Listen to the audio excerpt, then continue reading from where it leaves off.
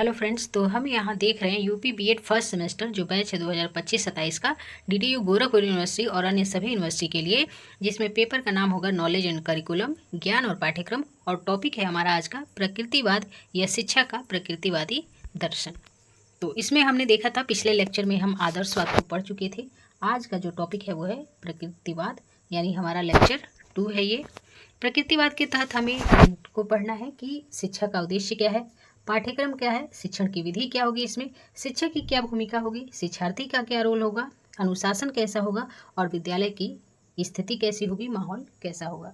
शिक्षा के उद्देश्यों की बात करें तो सर्वप्रथम ये जान लें कि जो प्रकृतिवाद है तो ये प्रकृति को अत्यधिक महत्व देगा, नेचर को अत्यधिक महत्व देगा। इसके प्रणेता रूसो हैं और उन्होंने अपनी पुस्तक सोशल कॉन्ट्रैक्ट और ईमाइल में इसके बारे में वर्णन किया है। तो रूसो के अनुसार या प्रकृतिवादियों के अनुसार शिक्षा का उद्देश्य क्या क्या है, तो प्रकृति की ओर लौटो पहला उद्देश्य है। किताबी ज्ञान का विरोध करते हैं, प्रकृति के द्वारा सीखने पर बल देते हैं और रटंत विद्या का भी विरोध करते हैं। निषेधात्मक शिक्षा यानी ये शिक्षा में रोक टोक या हस्तक्षेप का विरोध करते हैं। इंद्रिय प्रशिक्षण पर बल देते हैं। प्रगतिशील शिक्षा इनका उद्देश्य है और बालक शिक्षा प्रक्रिया का केंद्र बिंदु है इसमें, यानी बालक को ये सर्वोच्च स्थान देते हैं। और प्रकृतिवादी कहते हैं कि पाठ्यक्रम क्या होना चाहिए प्रकृतिवादियों के अनुसार शिक्षा में, तो ये अवस्था के अनुसार पाठ्यक्रम को बताते हैं। जैसे शैशवावस्था है, 0 से 6 वर्ष की अवस्था है, उसमें रूसो के अनुसार प्रकृति की गोद में विचरण करते हुए बालक जो है शिक्षा प्राप्त करेगा।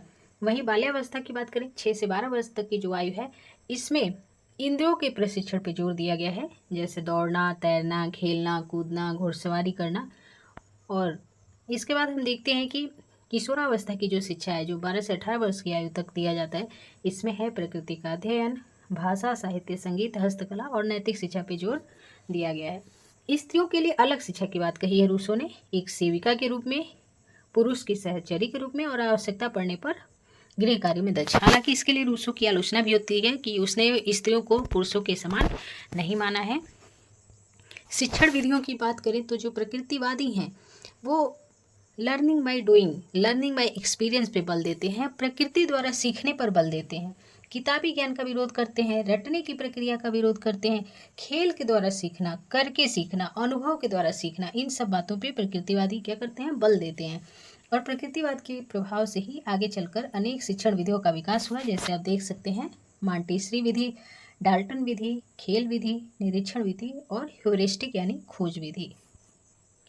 आगे हम देखते हैं कि प्रकृतिवाद में शिक्षा का क्या स्थान है या क्या भूमिका है। तो शिक्षा का अत्यंत गौड़ स्थान है या निम्न स्थान है, कह सकते हैं आप। प्रकृतिवादी मानते हैं कि जो प्रकृति है, जो नेचर है, वही सर्वश्रेष्ठ शिक्षक है। ये शिक्षक को कोई भी महत्वपूर्ण स्थान नहीं देते हैं, प्रकृति को ही ये सर्वोपरि मानते हैं और बालक को जो है उसको अत्यधिक महत्व देते हैं। इनका मानना है कि शिक्षक भी दूसरे समाज का ही अंग है और इनका मानना है कि शिक्षक का कार्य केवल एक निरीक्षणकर्ता के रूप में होना चाहिए और शिक्षक को पर्दे के पीछे होना चाहिए। बालक अपने जो है नेचर से सीख रहा है तो ये बालक को महत्व देते हैं और नेचर को महत्व देते हैं, शिक्षक को ये अत्यंत गौण स्थान प्रदान करते हैं। वही बात करें कि शिक्षार्थी का क्या स्थान है या शिष्य या जो बालक है उसकी क्या भूमिका है, तो ये बालक को शिक्षा में सर्वोच्च स्थान देते हैं। विद्यालय की बात करें तो प्रकृति की गोद ही सर्वश्रेष्ठ शिक्षक विद्यालय है। आपने देखा कि प्रकृति को इन्होंने सर्वश्रेष्ठ शिक्षक माना और प्रकृति को ही, प्राकृतिक माहौल को ही इन्होंने कहा कि वही सर्वश्रेष्ठ विद्यालय है। अनुशासन की बात करें तो प्रकृतिवाद जो है वो मुक्त्यात्मक यानी एक जो है मुक्त वातावरण का समर्थन करते हैं, क्योंकि ये कहते हैं कि बालक स्वतंत्र तो जन्म लेता है किंतु वो सर्वत्र जंजीरों में जकड़ा होता है। इसलिए विद्यालय कैसा होना चाहिए, मुक्त करने वाला होना चाहिए। अनुशासन कैसा होना चाहिए, बांधने वाला ना होकर के मुक्त करने वाला होना चाहिए। इस प्रकार प्रकृतिवादी जो है अपनी शिक्षा व्यवस्था में बालक को सर्वोच्च स्थान प्रदान करते हैं, शिक्षक को अत्यंत गौड़ स्थान जो है प्रदान करते हैं।